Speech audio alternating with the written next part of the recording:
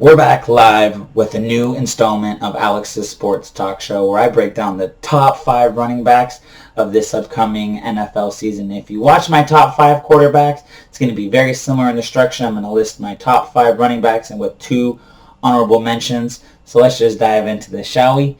Number 1, I got Saquon Barkley of the New York Giants coming in number 1. I have him at number 1 because he has led the NFL last year in scrimmage yards, was 2,028 as a rookie.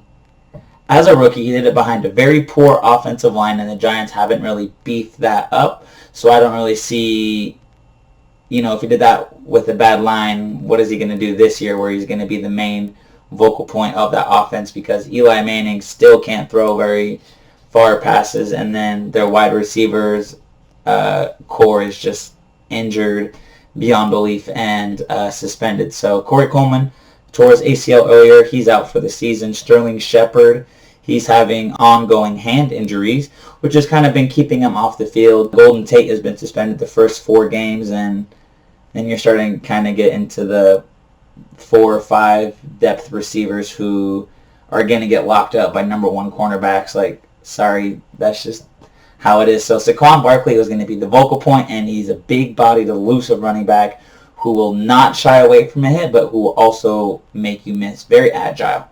Okay, number 2, Ezekiel Elliott of the Dallas Cowboys. Alex, why do you have him at number 2 when he's in contract negotiations? Well, let me tell you why. He will get his deal done no later than week 2 of the regular season, because Pollard is not the answer. Alfred Morris is not the answer. They've already exhausted that route with Alfred Morris, and no.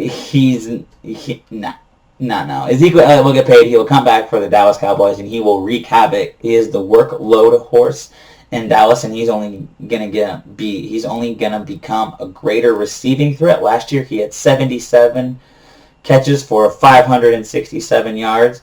And that only number is going to increase because I feel like with that new offensive coordinator in Dallas, he's going to let that kind of throw it up a little bit, a little more screens, a little more halfback options for Zeke himself. But I think he will get paid. Dallas did send a contract to him, making him the second highest paid running back with less guaranteed money than some of these other guys like Le'Veon Bell and Todd Gurley, and Zeke declined it, and he's looking for more guaranteed money right now. So that's why he hasn't signed, and that's between him and the Dallas organization to kind of figure that out. But I think Ezekiel Elliott will be back, and he will show all these naysayers and haters what's up with it, you know what I'm saying? Number 3, Todd Gurley of the LA Rams. I would have him a little bit higher, but his playoff performance last year was not the best. Due to his knee injuries that he re-aggravated from that torn ACL in college. However, I think that Sean McVay isn't going to make him the workhorse that he was last year, and I think it's only going to decrease so they can keep him healthy through the playoffs and, hopefully get back to that Super Bowl caliber team that they are. He was in the MVP discussion, so he's going to be top 3 before he re-aggravated his knee in week, I want to say 12 or so. Todd Gurley is going to also be coming with a little bit of heat under his butt. Kind of got showed up in the playoffs by C.J. Anderson, who was sitting on the couch in the regular season, so I think that's going to motivate him a little bit more. Number 4, going down south now, we are going to Alvin Kamara of the New Orleans Saints. I got some fun stats for you guys. So Mark Ingram, who was the number 1 running back last year for the Saints, he was suspended the first 4 games last year. Now that he's gone, Alvin Kamara will be the number 1 running back. And while Mark Ingram was gone, those first 4 games last year, he averaged 152.8 scrimmage yards per game. Yes, per game.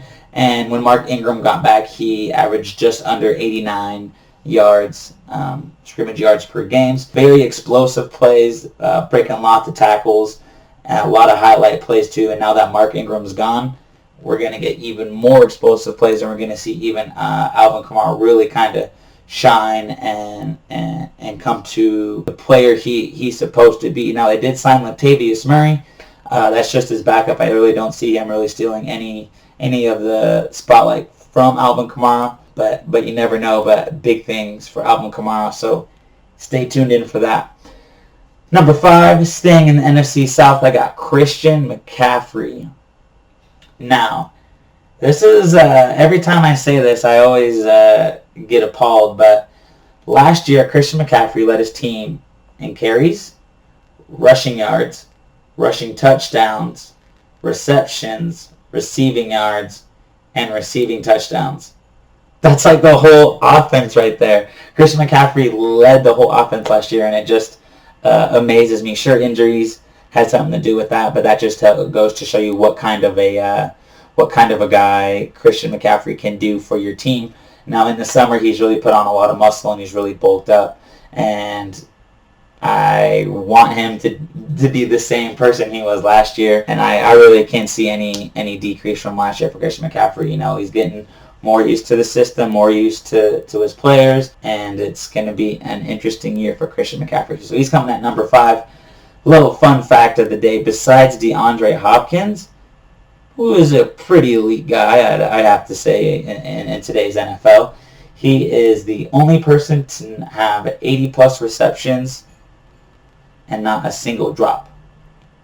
So he has had 80 catches and no drops. That pretty wild to me.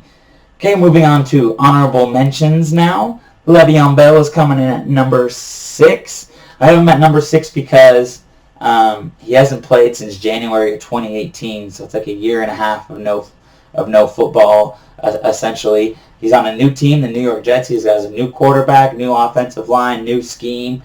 Like, he has to kind of relearn the system. He doesn't have Big Ben throwing to him, who was Sam Darnold, who is a great young quarterback who I feel like is really going to thrive in this NFL. So those are kind of the question marks for Le'Veon Bell. But I have him at number 6 because he is the only player in NFL history in his first 5 seasons to have the most scrimmage yards per game, and that is 129. So he's rushing for about 80 to 100 and receiving, anywhere from 50 or 30 to 50 yards per game. And I think that's really going to open up these other receivers for the Jets. So that's why I have Le'Veon Bell at number 6. And number 7, I got my man Chris Carson out of Seattle. Yeah, I got Chris Carson coming out of Seattle. Last year, Seattle led the NFL per team with 160 rushing yards per game. That was kind of more committee. You had Chris Carson, Mike Davis, and Rashad Penny. This year, it's just going to be Chris Carson and Rashad Penny, maybe a little bit of CJ Prosise, J.D. McKissick, but mostly Chris Carson. He's going to be kind of the workload for this running back committee. He is now a full year off of that ankle injury, so he got his ankle injured probably about a year and a half ago. Last year he was playing, he came back from it or whatever, and I feel like this year he's getting used to Brian Schottenheimer's offense, and I think that he's really going to be a receiving threat as well as a running threat who's just going to barrel into you and push that pile and gain those hard to get yards. So that's why I have it at number 7. Let me know what you guys think. Drop a comment, hit that like and subscribe button. I'm out of here. Have a good day. Deuces.